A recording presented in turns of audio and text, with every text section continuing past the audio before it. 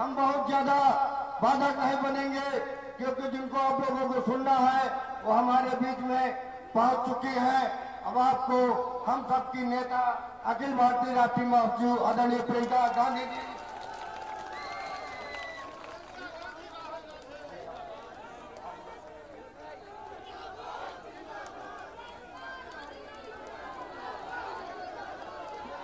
बैठ जाओ।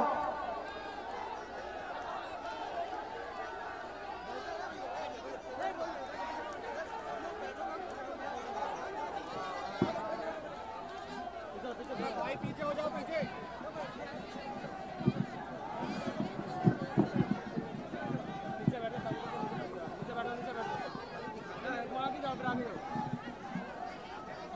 ऐसे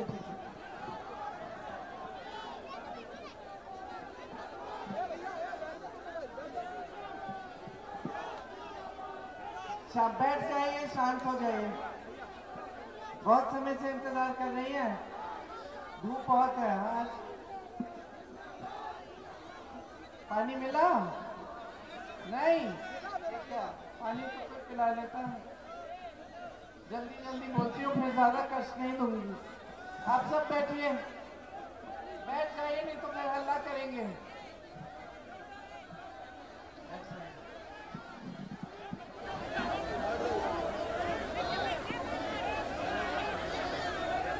ठीक है, तो देखिए,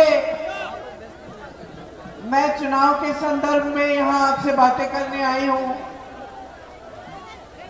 20 तारीख को चुनाव है। चुनाव में मेरे बड़े भाई साहब सामने से हट जाओ, नीचे बैठ जाओ। राहुल गांधी जी यहाँ से कांग्रेस के प्रत्याशी हैं। 20 सालों से, भैया बैठ जाइए, शांत हो जाइए। 20 सालों से मेरी माता जी आपकी सांसद रही है। भैया, ए भैया, ओ भैया, शांत हो जाइए, शांत हो जाइए। महिलाएं कितनी आसानी से शांत हो जाती हैं, बोलो बैठ जाओ, बैठ जाती है। इनको देखो, अभी तक नहीं बैठे। अब थोड़ा हल्ला और करेंगे, हमसे सीखना चाहिए ना, है ना? सीख लीजिए। तो मैं कह रही थी कि 20 सालों से मेरी माताजी आपकी सांसद रही हैं, और यहाँ उनसे पहले इंदिरा जी रही थी, उनसे पहले हमारे परिवार के तमाम सदस्य यहाँ के सांसद रहे। तो काम बहुत हुआ उस समय यहाँ। और यहाँ जो एक राजनीतिक परंपरा हमेशा रही, वो यही रही कि जो भी सांसद होता था, जो भी नेता होता था, वो आपसे मिलजुल कर, आपकी समस्याओं को सुनकर, समझकर ही नीति बनाता। तो अगर मान लो यहाँ पे एम्स का अस्पताल लाए, तो ये इसलिए लाए क्योंकि गांव-गांव में जाकर ये समझ में आया कि इलाज के लिए बहुत दूर जाना पड़ता है और बहुत कष्ट होता है। जब बच्चे होने वाले होते हैं या कोई बीमार हो जाता है तो बहुत कष्ट होता है। तो यहाँ एक अच्छा बड़ा अस्पताल, फिर नीतियां बनी। यही हमारी राजनीतिक परंपरा थी। बड़ी बड़ी नेता, इंदिरा जी जैसी जो प्रधानमंत्री रही, वो आपके घर घर में आती थी। आज भी मैं किसी गांव में जाऊं तो वहाँ कम से कम 1-2 बुजुर्ग मिलेंगे जो मुझे बोलेंगे कि बिटिया तुम्हारी दादी जी आई थी यहाँ और हम दादी जी से मिले थे। तो उस समय से ये परंपरा चलती आ रही है। 100 साल पहले भी यहाँ जब किसानों ने आंदोलन किया तो पंडित जवाहरलाल नेहरू और उनके पिताजी यहाँ आए थे।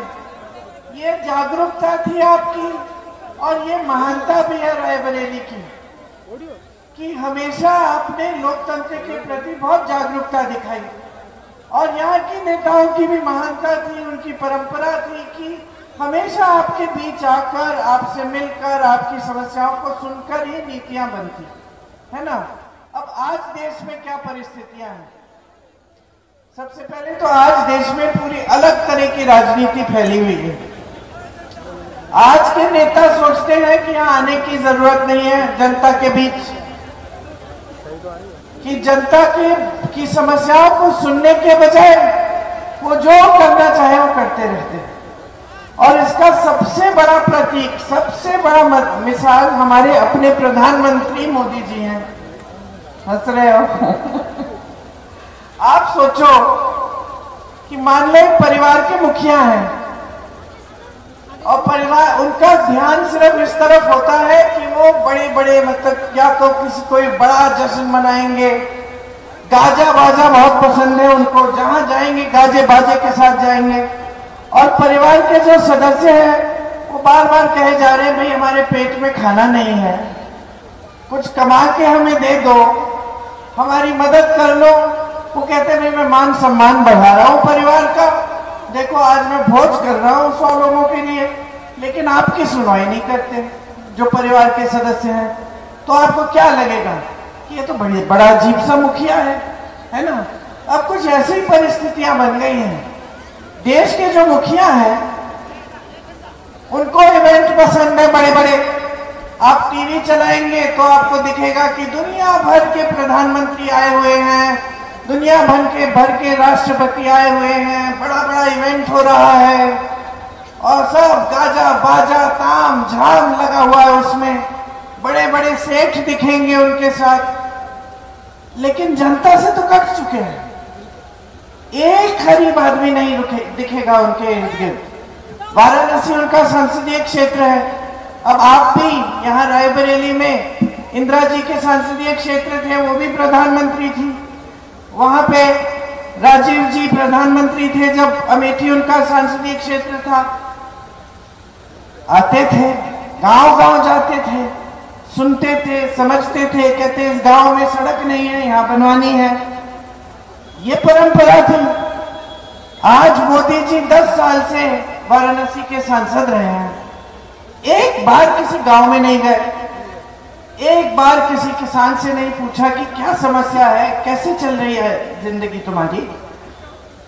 ये आवारा पशु की जो समस्या है जिससे जूझ रहे हो आप, पूरा दिन काम करते हो, पूरी रात जाके मचानों पे बैठते हो कि कहीं पशु खा ना जाए, मेरे सारे दिन का काम खराब कर देगा, है ना बहन। बैठना पड़ता है, आप दिन में बैठती होंगी, आपके पति शाम को बैठते होंगे, और फिर भी रोक नहीं पाते, फिर भी आ जाते, चल जाते खेत। ऑडियो की बता रहा कोई पूछने वाला नहीं है, कोई सुनवाई नहीं है। 5 सालों से तो मैं ही देख रही हूँ और हर मंच पे कह रही हूँ कि भाई कुछ करो कुछ करो। तो ये नहीं है कि सरकार को नहीं मालूम, सरकार को अच्छी तरह मालूम है कि ये समस्या है, हल करने का कोई प्रयास नहीं हुआ। पशु आते खा जाते खेत, ऊपर से खेती के हर सामान पे टैक्स लगा रखा है, जीएसटी का टैक्स है हर सामान पे। सामान ही इतने महंगे हो गए खेत की कि कमाई नहीं हो रही है, तो किसान कमा नहीं पा रहा है, वो खुद नहीं कमा पा रहा है तो वो मजदूर भी नहीं रख रहा है खेती के लिए, है ना। अब आप जब दुकान जाती हैं और आपके मन में होता है कि आज मैं ये 3-4 चीजें खरीदूंगी, तो ये सच है कि नहीं? वो 3-4 चीजों में से 1 की 2 खरीद के आती हो, है कि नहीं? बाकी सोचती हो कि चलो बाद में ही खरीद लेंगे, अभी नहीं, अभी पैसा नहीं है इसके लिए, जरूरत पड़ेगी तो देखेंगे, है ना। बच्चा बीमार पड़ता है तो इलाज करना कितना मुश्किल होता है, घबराहट होती है कि इलाज कैसे करेंगे, पैसे कहाँ से आएंगे। बेटी की शादी होती है तो किसान को कर्ज लेना पड़ता है, कर्ज लेता है बेचारा, लेकिन खेती से कमाई नहीं हो रही है, कर्ज चुका नहीं पाता। तमाम किसान है पूरे देश में जो कर्ज लेते हैं, या तो खेत का नुकसान हो गया, बारिश हो गई, बाढ़ आ गई, कुछ हो गया, भुगतान नहीं मिला, खेत खराब हो गया, दे नहीं पाया कर्ज। इतने किसान हैं देश में जिन्होंने आत्महत्या की है। यहाँ ललितपुर में मैं गई थी एक किसान के घर, उसने एक मेरे ख्याल से 1.25 लाख का कर्ज लिया था, कुछ घर में कुछ शायद शादी ही थी। फिर सोचा कि चलो मेहनत करके मैं कर्ज चुका दूंगा। खाद आना बंद हो गया, खाद के वितरण केंद्र में गया, सरकारी वाला बंद था, प्राइवेट वाला था, वैसे भी उसकी तबीयत खराब हो रही थी, प्राइवेट वाले वितरण केंद्र में चले गया और एक कतार थी वहां। अब उसकी बेटी ने मुझे बताया कि वो कतार से हिलना नहीं चाह रहा था, क्योंकि वो सोच रहा था कि मैं कतार छोड़ के घर चले जाऊंगा तो क्या पता मुझे खाद मिलेगी कि नहीं। तो खड़ा रहा, बेटी पानी ले गई, पानी पिया, खाना वाना ज्यादा खाया नहीं, कुछ था ही नहीं घर में, खिलाने के लिए। 2 दिन खड़ा रहा, फिर गिर के वहीं पे मर गया। अब ये एक किसान नहीं है, ये तमाम किसानों के साथ ऐसे हो रहा है। कोई आत्महत्या कर रहा है, इतना तनाव है हर चीज के लिए।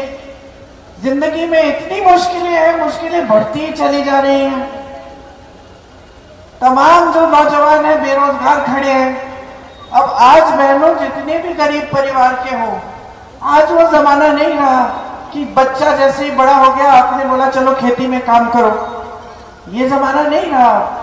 अब ये जमाना है कि सब चाहते, कितना भी गरीब परिवार हो, सब चाहते कि बच्चे को पढ़ाएं लिखाएं, क्योंकि हम सब चाहते हैं कि बच्चा बड़ा होगा, अच्छा रोजगार मिलेगा, हम लोगों की देखभाल करेगा। इतनी जागरूकता है जनता में कि सब कहते हैं कि भाई किसी भी तरह से हम अपने बच्चों को पढ़ाएंगे।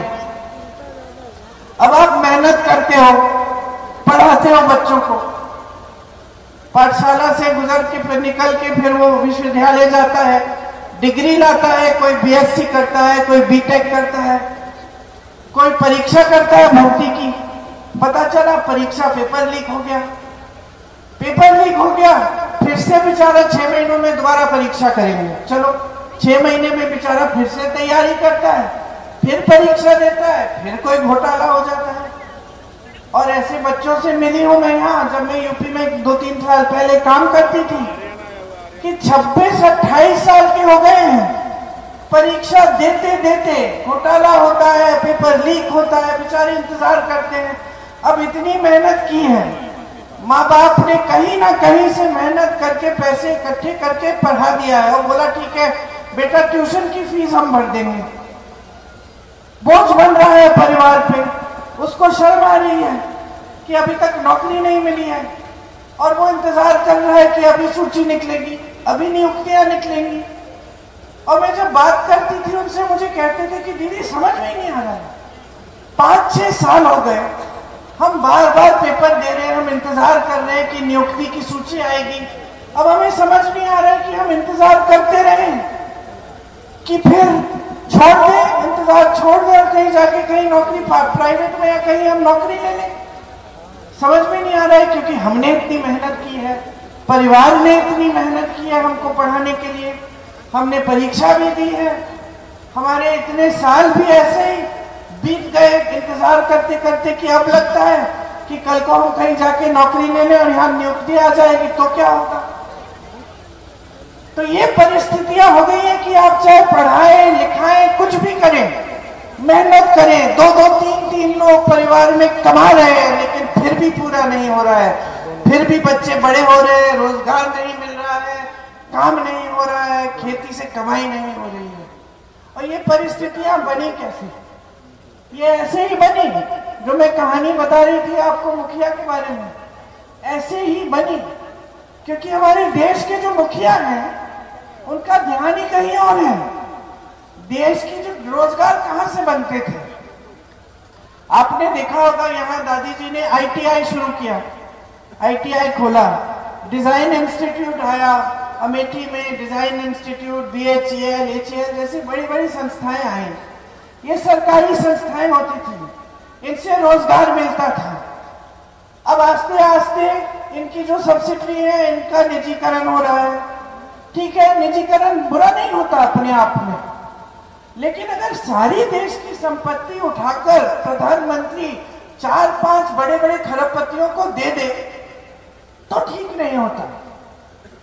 क्योंकि आप देखिए तो आज जो देश का कोयला है इन्हीं के दोस्तों का, देश की बिजली है इन्हीं के बड़े बड़े खरबपति दोस्तों की, देश के बंदरगाह सारे इन्हीं के दोस्तों के, देश के तमाम कोल्ड स्टोरेज इन्हीं के दोस्तों के, देश के हवाई अड्डे इन्हीं के दोस्तों के। तो रोजगार कहां से बनेगा? देश की संपत्ति थी, सब पकड़ा दिया आपने सिर्फ 4-5 लोगों को। अब एक यहां से रोजगार बनता था और रोजगार खेती से बनता था। जब खेती से कमा रहे थे तो खूब मजदूर भी रखते थे लोग, खेती में और भी कमाई होती थी, और सिर्फ मजदूरी नहीं, उससे और भी बनता था रोजगार। अब वो रोजगार भी बंद हो गया है। अब तीसरी जगह कहां से रोजगार बनता था?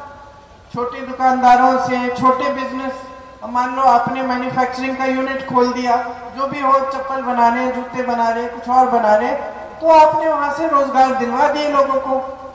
अब प्रधानमंत्री जी एक दिन उन्होंने तय किया कि वो नोटबंदी करेंगे। आपको कह दिया कि अपने सारे जितने भी वो नोट थे, उस समय 500 के नोट थे, याद नहीं है, 1000 का था शायद, जाइए बैंक में डाल दीजिए, सारा काला धन देश में आ जाएगा। आप सबने ये काम किया। मेरी बहनों ने जो छोटी मोटी बचत की थी, मुझे याद है मेरे बच्चों के एक मास्टर जी होते थे और कितने वो संकट में थे उस समय। उन्होंने मुझे बोला कि मुझे तो मालूम ही नहीं था कि मेरी माता जी ने चुपचाप से तकिए के नीचे करती है, नानियां दादियां थोड़ा थोड़ा रख लेती है कि पोता आएगा, पोती आएगी, थोड़ा थोड़ा खरीद के देंगे। उनको तो मालूम ही नहीं था कि ऐसे इकट्ठे कर करके माता जी ने तकिए के नीचे, गद्दे के नीचे पैसे इकट्ठे करके रखे थे। बाद में पता चला कि हे भगवान, ये तो यहाँ पे पड़े, बेचारा बैंक ले गए। फिर तो ये सब आपकी जितनी भी छोटी छोटी बचत थी, ये तो गई बैंक में। और जो छोटे कारोबार थे, छोटे दुकानदार थे, उनका नुकसान हुआ बहुत, उस समय बहुत नुकसान हुआ। लेकिन सबने कहा चलो, मोदी जी ने कहा कि देशभक्ति दिखाओ अपनी, सारा काला धन आ जाएगा। भैया काला धन तो आया नहीं, आपने देशभक्ति दिखा दी, आप कतार में खड़े हो गए और छोटे छोटे जो दुकानदार थे, बिजनेस थे, उनका नुकसान हुआ। उसके बाद मोदी जी लाए जीएसटी। अब जीएसटी से तो और भी कमर टूटी उनकी, समझ में नहीं आ रहा था किस पे कितना टैक्स है, क्या डाले क्या नहीं डाले। जो छोटे छोटे कारोबार हैं उनको एक खास एक आदमी को रखना पड़ा हिसाब किताब लगाने के लिए, डर के मारे कि फिर गलत ना हो। तो बहुत लोगों को कष्ट दिया है। मुश्किलें कम नहीं हुई हैं इन 10 सालों में, तरक्की नहीं हुई है आपकी। फिर भी आपको दिखता है कि देश बहुत आगे बढ़ रहा है, अर्थव्यवस्था मजबूत हो रही है। टीवी चलाते हैं, उस पर तमाम बड़ी बड़ी जश्न लिखते हैं आपको, उसमें मोदी जी जा रहे हैं, सारे पीछे पीछे उनके आ रहे हैं, ये सब दिखता है। तो अब इन चीजों को आप समझेंगे कैसे और गहराई से आपको समझ में कैसे आएगा कि आपके जीवन में तरक्की आ रही है कि नहीं आ रही है, कि सरकार वाकई इतने बड़े बड़े काम कर रही है कि नहीं। तो इसके लिए मैं सीधा सीधा आपको कह रही हूं कि जो आपको टीवी पे दिख रहा है, ये सब जितने भी टीवी के चैनल हैं, सब बड़े बड़े खरबपतियों ने आज के दिन खरीद रखे हैं। 57% ये सारे बड़े खरबपतियों के हैं। अब खरबपतियों को तो मोदी जी सारी संपत्ति दे रहे हैं देश की, और उल्टा मोदी जी भी अपनी पार्टी को अमीर बनाए जा रहे हैं। आज जो भाजपा है वो सबसे अमीर पार्टी है पूरी दुनिया में। अब देखिए, आजादी से 70 साल हो गए, कांग्रेस पार्टी 55 साल राज में थी, सरकार कांग्रेस की थी। 55 सालों में कांग्रेस पार्टी कभी इस दुनिया की सबसे अमीर पार्टी नहीं बनी। 10 सालों में भाजपा सबसे अमीर पार्टी बन गई। कहां से? हमारे पैसे से। चलिए, आप कह रही हैं कहां से? ये जो काला धन जिसकी बात ये करते हैं, क्या ये तो नहीं है? ये चंदा लिया, चंदा बनाने के लिए स्कीम बना दी, बोलते हैं हम बड़े ईमानदार हैं। सबसे बड़ी भ्रष्टाचार की स्कीम तो इन्होंने बनाई है। पहले कभी किसी प्रधानमंत्री ने ये स्कीम तो नहीं बनाई कि जो भी चंदा देगा राजनीतिक दलों को, उसका नाम गुप्त रहेगा। मोदी जी ने ये स्कीम बना दी, स्कीम बनाई। उसके बाद न्यायालय ने बोला कि भाई ये गलत बात है, जो चंदा दे रहा है उसका नाम हमें पता होना चाहिए, पूरे देश को मालूम होना चाहिए, ये सार्वजनिक काम है। राजनीतिक दल जो है जनता के लिए काम करते हैं। तो जब सूची निकली तो पता चला कि मोदी जी ने किस किस से चंदा लिया है। मोदी जी ने जो आपको टीका लगा था, याद है आपको? किस किस को लगा टीका? सबको लगा, हमें भी लगा। लगाना चाह रहे थे कि डर लग रहा था? हाँ, थोड़ा डर लग रहा था, मुझे तो लग रहा था। मैंने कहा कि ये टीका इतनी जल्दी में बना है, भगवान जाने इसमें क्या है है ना।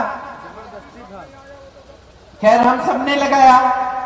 और उस पर्चे पे मोदी जी की फोटो भी आई थी, याद है। अब पता चलता है कि एक ही कंपनी ने सारे टीके बनाए और उन्होंने 52 करोड़ रुपए चंदा दिया मोदी जी को। तो गुजरात में जो पुल गिरा था जिससे सैकड़ों लोग बह गए पानी में, उस कंपनी से भी मोदी जी ने चंदा लिया। फिर ऐसी कंपनियां थी जिसपे मोदी जी ने छापा लगवाया, चंदा लिया, छापे बंद, केस लगवा दिए बड़े बड़े, चंदा लिया, केस ठंडे बस्ते में गए। तो ये सारी बात भी सामने आ गई। तो इनका काम क्या रहा है 10 सालों में? काम रहा है कि अपने बड़े बड़े खरबपतियों को मजबूत बनाओ, खूब चंदा लेकर अपनी पार्टी को मजबूत बनाओ, और जनता के लिए सिर्फ एक बात, फूट फैलाना। जनता के सामने जब जब आओ तो सिर्फ धर्म के आधार पर राजनीति करो बस, ताकि जनता के जज्बात आपसे जुड़ जाएं। अब मैं फिरोजाबाद में एक महिला के घर गई और गली के अंदर मैं चली गई थी। मैंने पूछा, भाई पानी आता है? नहीं। बिजली है? नहीं दीदी, बिजली का खंभा बहुत समय पहले लगा था, अभी तक तार भी नहीं है, और जहां जहां लगा है वहां बिजली भी नहीं आती है, एक दो घंटे आती है। ठीक है। बच्चे कहाँ पढ़ रहे हैं?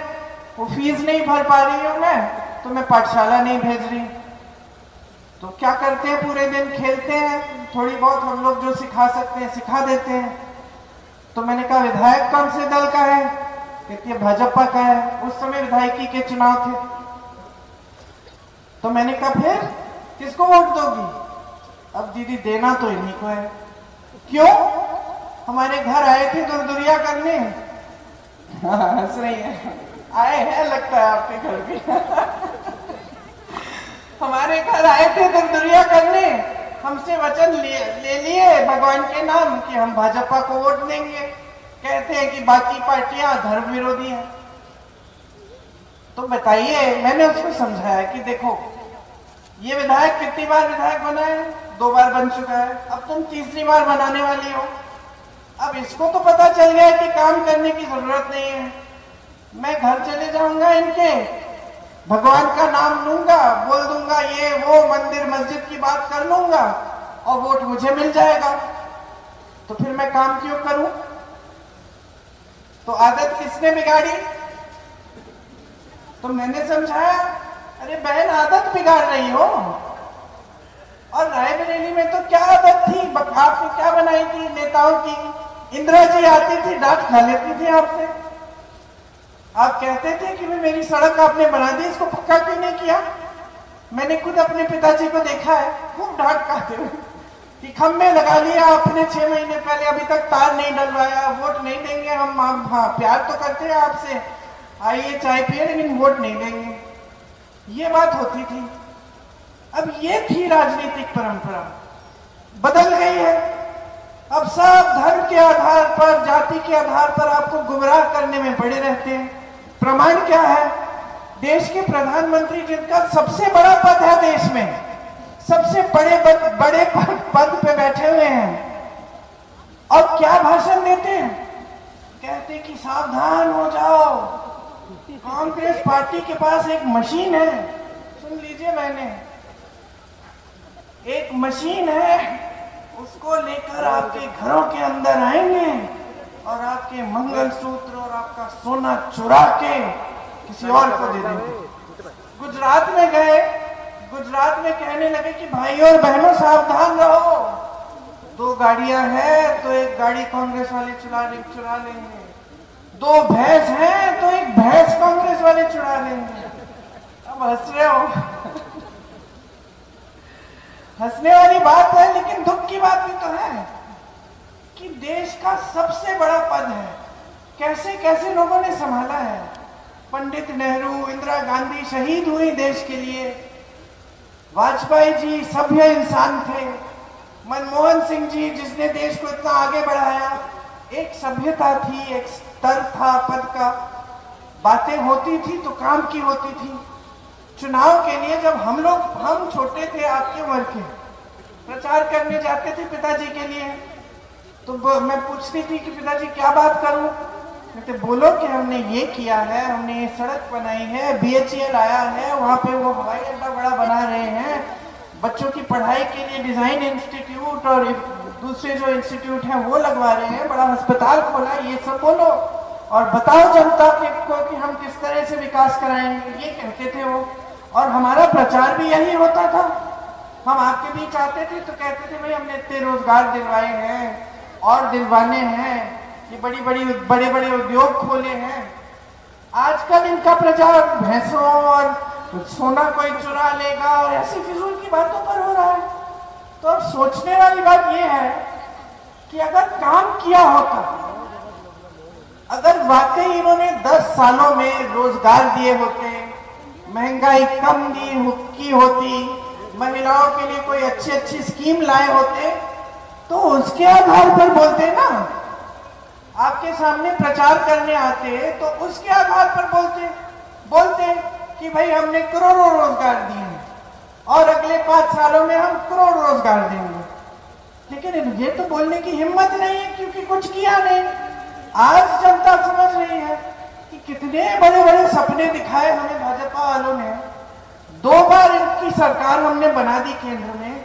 मोदी जी कहते थे 15 लाख रुपए खाते में डलवाएंगे। मोदी जी कहते थे सारा काला धन वापस आएगा और मेरी बहनें अमीर हो जाएंगी क्योंकि हम आपके खाते में डालेंगे। मोदी जी कहते थे नौजवानों के लिए कांग्रेस ने कुछ नहीं किया, 2 करोड़ रोजगार देंगे, कुछ नहीं हुआ।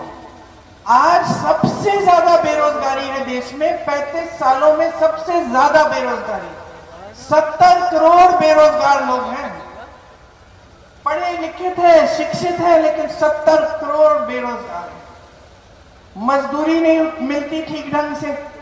आप जाओ ठेकेदारों के पास कुछ भी दे देंगे, कोई कानून नहीं है कि इससे कम मत दो, शोषण मत करो श्रमिकों का।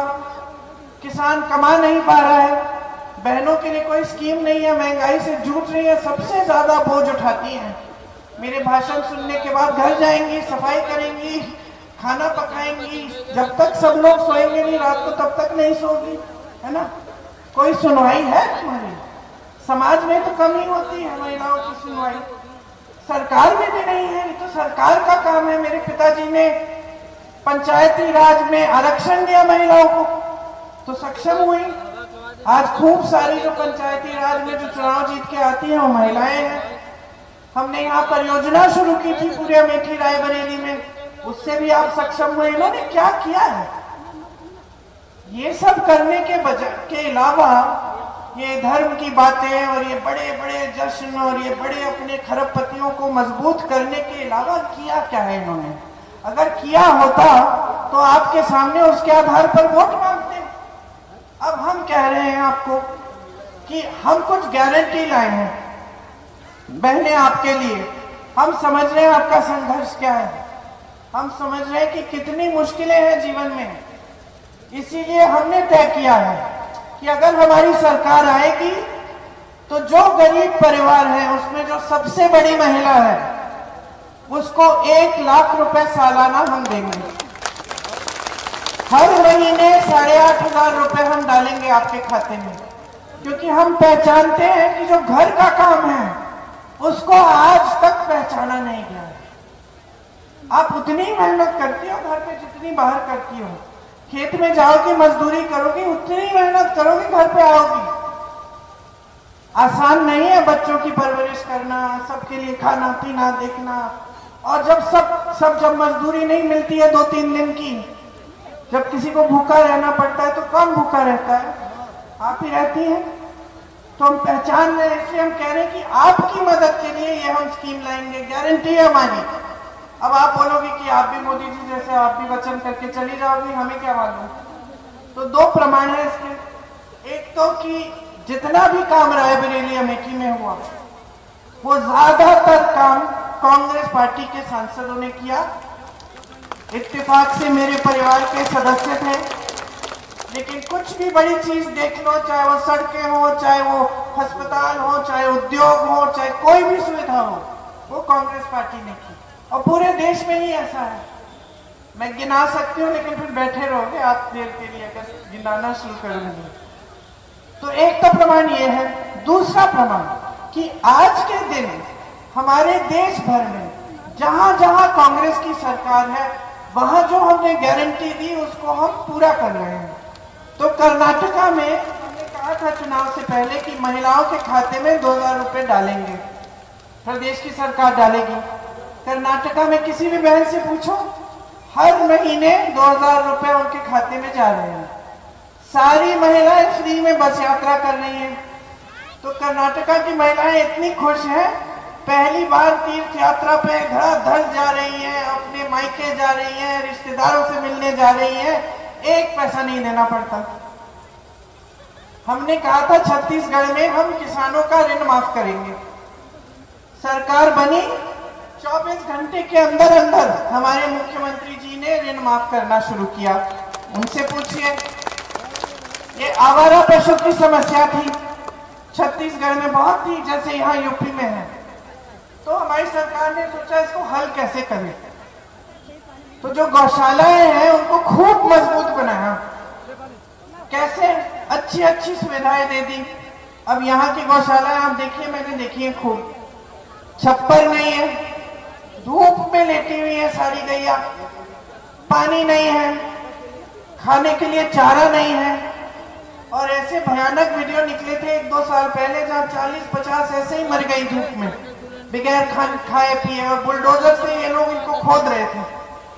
लेकिन छत्तीसगढ़ में क्या किया कि गौशालाओं को मजबूत बना के उसमें सारी अच्छी अच्छी सुविधा दे दी, और उन सुविधाओं को देखने के लिए महिलाओं को उन गौशालाओं में रोजगार दिया।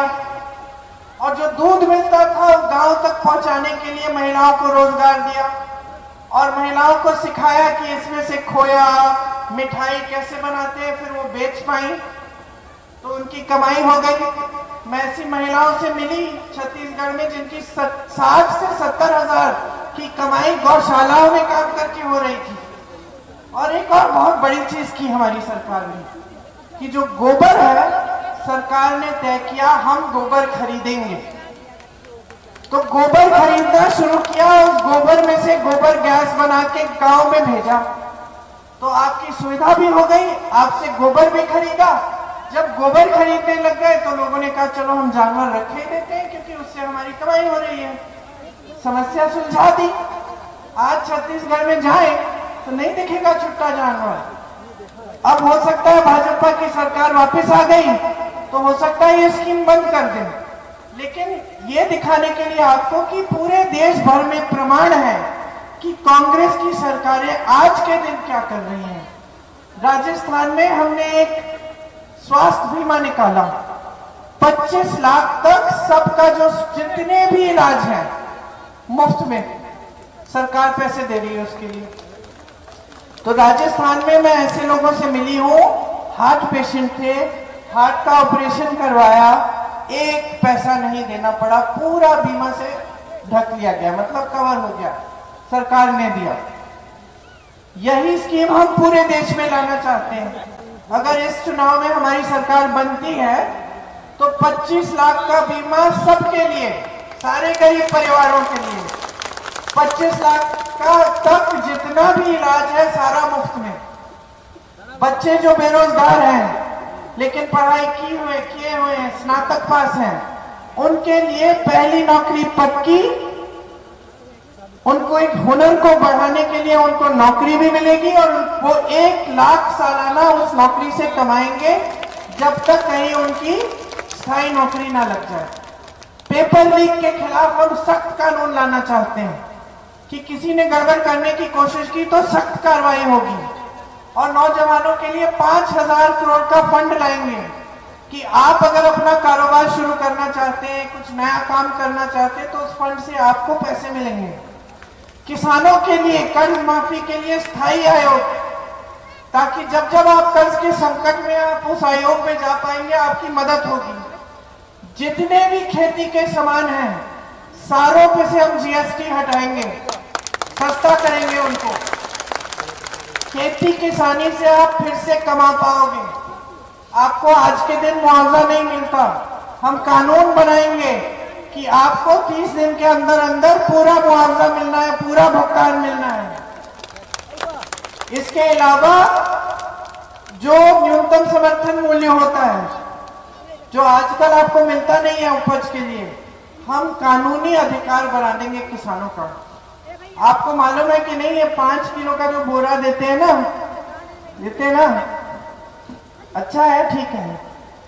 ये अलग है कि छत्तीसगढ़ में हमारी सरकार 35 किलो दे रही थी, ये लोग 5 किलो दे रहे हैं। ये कानून हमने बनाया था, कांग्रेस ने ये कानूनी अधिकार बनाया था कि हर गरीब परिवार को भोजन का, राशन का अधिकार है। उसी के तहत ये लोग दे रहे हैं। वो इन्होंने मोदी जी की फोटो चिपका दी है उस पे भी, लेकिन है ये स्कीम कांग्रेस की। तो जैसे ये अधिकार मिला, हम किसानों का कानूनी अधिकार बनाएंगे।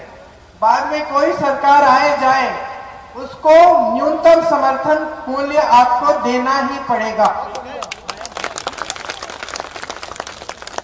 मजदूरी जहां भी होगी देश में, श्रमिकों को 400 रुपए प्रतिदिन से कम कानून बनेगा, उससे कम नहीं दे पाएंगे। जो कम देगा वो कानून का उल्लंघन करेगा। ये सब हम करना चाहते हैं और बहुत लंबी सूची है। ये तो बड़ी बड़ी बातें जो मैंने बताई हैं, हर छोटी चीज के लिए हमने सोचा है। मेरे भाई 4000 किलोमीटर पैदल चले कन्याकुमारी से कश्मीर आप सबसे मिलने के लिए, फिर 4000 किलोमीटर की यात्रा और की मणिपुर से मुंबई तक आप सबकी समस्याओं को सुनने के लिए कि क्या क्या है आपकी समस्याएं। और ये जो स्कीम हमने बनाई वो इसी के तहत बनाई गई कि उन्होंने जो सुना, जो सीखा, समझ में आया कि आज सबसे बड़ी समस्याएं बेरोजगारी, महंगाई है, उनको दूर करने के लिए, जनता की मदद करने के लिए हम क्या क्या ला सकते हैं। तभी हमने ये सब तय किया और वो सब हमारे न्याय पत्र में लिखा है, जो हम लागू करना चाहते हैं चुनाव के बाद। तो देखिए, हमारी नीति, हमारी विचारधारा एकदम अलग है। ये लोग कहते हैं लो पकड़ो 5 किलो का राशन, बाकी सारी देश की संपत्ति खरबपतियों को, कर्ज माफ होगा उनका 16 लाख करोड़ रुपए, किसानों का एक भी पैसा माफ नहीं होगा। आपके लिए ये 5 किलो राशन काफी है और आप इसके बदले में मुंह बंद रखो, धर्म और भगवान के नाम में हमको वोट दो। ये इनकी नीति है। अब तुम खड़े हो काले अंगोछे वाले, बहनों उतार क्यों रहे हो? तुम खड़े हो, मैं तुमको बोलूं कि लो 5 किलो राशन लो हर महीने, या फिर मैं तुमको रोजगार दे रही हूं, कौन सा लोगे? क्यों रोजगार? अरे कोई भी अकलमंद रोजगार मिलेगा। और अगर सरकार की नीयत सही है तो कोई भी सरकार पहले रोजगार देगी। राशन अच्छा है, ठीक है, लेकिन इसके साथ साथ क्या दे रहे हो भाई? रोजगार दे रहे हो, उद्योग बनवा रहे हो, हमारी संपत्ति हमारे हाथों में दे रहे हो, हमें मजबूत करने का काम क्या कर रहे हैं? ये जनता को पूछना जरूरी है।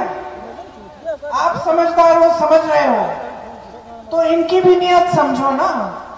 आपको 5 किलो राशन पकड़ाकर आपको निर्भर बना रहे हैं। हर महीने वापस जाओगे कतार में और इंतजार करोगे कि और सरकार देगी। आपको आत्मनिर्भर कब बनाएंगे? पैरों पे खड़ा कब करेंगे? रोजगार मिलेगा बेटा, तुमको रोजगार मिलेगा, आत्मसम्मान मिलेगा, अपने परिवार का देखभाल करोगे, शादी करोगे, बच्चों का देखभाल करोगे, बड़ों का देखभाल करोगे। इसीलिए तो सरकार होती है।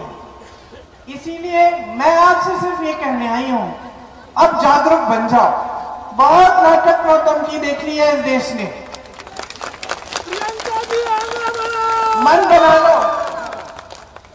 मन बना लो कि चाहे कितना भी दबाव डाला जाए आपके ऊपर, चाहे कितना धमकाया जाए आपको, क्योंकि मैं जानती हूं कि यहाँ पे क्या होता है। हाँ, यहाँ भी तानाशाही और मोदी जी के स्तर पर भी तानाशाही। मन बना लो, देखो जहां जहां इतिहास में, देश में, दुनिया में तानाशाही रही है, जब जनता ने मन बना दिया है कि बस बहुत हो गया और खड़ी हो गई जनता। अपनी खुद के पूर्वजों को देखो, यहाँ की जनता को देखो। 100 साल पहले सोच सकते हैं आप कि कितने गरीब हुए होंगे वो किसान, कितने गरीब हुए होंगे वो किसान, लेकिन कमजोर नहीं थे। अंग्रेजी साम्राज्य के सामने खड़े हो गए और इतने मशहूर हो गए अपने आंदोलन के लिए कि कोई जाकर इलाहाबाद में बोले मोतीलाल नेहरू जी के जाइए देखिए वहां रायबरेली में किसान खड़ा हो गया है, गरीब है लेकिन इतने बड़े साम्राज्य के सामने खड़ा हो गया है। और वो आए तो ये आपका इतिहास है। खड़े हो जाओ, मन बनाओ, हम सब आपके साथ हैं। हम रोज लड़ रहे हैं आपके लिए, रोज लड़ रहे हैं आपके लिए, रोज सच्चाई की लड़ाई लड़ रहे हैं, रोज लोकतंत्र की लड़ाई लड़ रहे हैं, रोज संविधान की लड़ाई लड़ रहे हैं। ये लोग कहते हैं फिर से सरकार बनाओगे तो संविधान बदल देंगे, संविधान बदल देंगे, आपके अधिकार, आपके आरक्षण खत्म हो जाएंगे। यही चाहते हैं ये लोग, चाहते हैं कि सत्ता बनी रहे बस, बाकी जनता रहे दलदल में, गरीबी में, उनका कोई परवाह नहीं है। और हम डराते रहे, धमकाते रहे, धर्म के नाम पर राजनीति करते रहे, लोगों में फूट फैलाते रहे। अब आ गया है समय सबको बदलने का।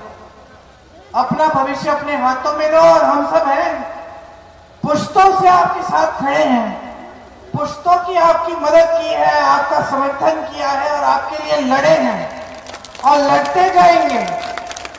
शहीद हुए, एक शहीद हुआ, दूसरा खड़ा हो गया। दादी जी शहीद हुई जब आपकी सांसद थी, पिताजी खड़े हो गए, वो शहीद हुए, माता जी खड़ी हो गई, आज उनका बेटा है आपके पास, उसके मन में आपके लिए श्रद्धा है। अभी बात करती हूँ दादी, अभी आके बात करती हूँ। उनके दिल में आपके लिए श्रद्धा है, सम्मान है, दिल लगा के काम करेंगे आपके लिए। उनको भारी बहुमत से जिताइए, किसी के भय में मत आइए, डरिए मत, कुछ नहीं होने वाला, हम सब हैं आपके लिए, लड़ेंगे, आपको कोई नहीं छू सकता। भारी बहुमत से जिताइए, कांग्रेस पार्टी को विजयी बनाइए, इस देश के हालात को बदल डालिए। यही आगे करने आई थी, आपने बहुत ध्यान से सुना, धन्यवाद। जय हिंद।